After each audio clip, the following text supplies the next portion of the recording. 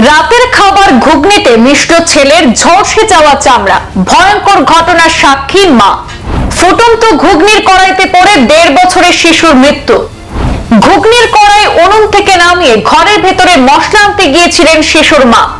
তখনই ঘটে দুর্ঘটনা, শিশুটির শরীরের 90% পুড়ে যায়। সবে হাঁটা শিখছিল ছেলে। মা ব্যস্ত ছিলেন রান্নাঘরে, রাতে রুটি দিয়ে খাবেন বলে ঘুগনি রান্না করছিলেন। রান্না শেষও হয়ে গিয়েছিল প্রায়।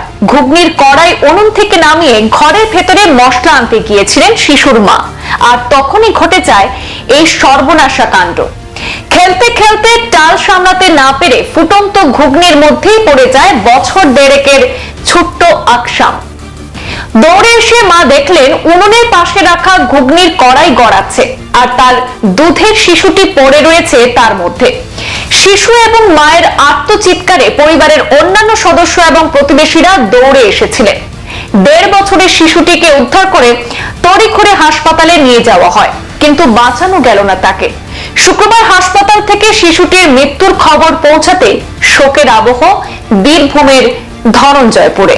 স্থানীয় সূত্রে খবর, মৃত শিশুটির নাম আকসাম শেখ, বাড়ি বীরভূমের ধনঞ্জয়পুর এলাকায়। যে সময় দুর্ঘটনাটি ঘটেছিল সেই সময় বাড়িতে আকসাম এবং তার মা মনোয়ারা বেগম ছিলেন। মা ছেলেকে সামলে রান্না করছিলেন, ছেলে ঘরে খেলা করছিল, আর সেই ফাঁকে রাতের খাবার রান্না করছিলেন আকসামের মা। ঘুগনি রান্না করছিলেন। পরিবার সূত্রে জানা গেছে, মনোয়ারা উনুন থেকে ঘুগনির কড়াইটি পাশে নামিয়ে ঘরের ভেতরে মশলা আনতে গিয়েছিলেন, আর সেই সময় কড়াইতে পড়ে যায় আকসাম।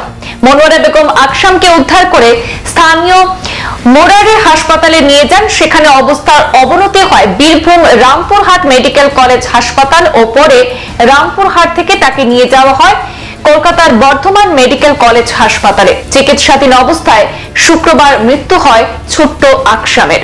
দেহটি ময়না তদন্তের জন্য পাঠানো হয়েছে বর্ধমান মেডিকেল কলেজের মর্গে। আর এই খবর শুনে এলাকায় শোকের পরিবেশ বিরাজ করছে।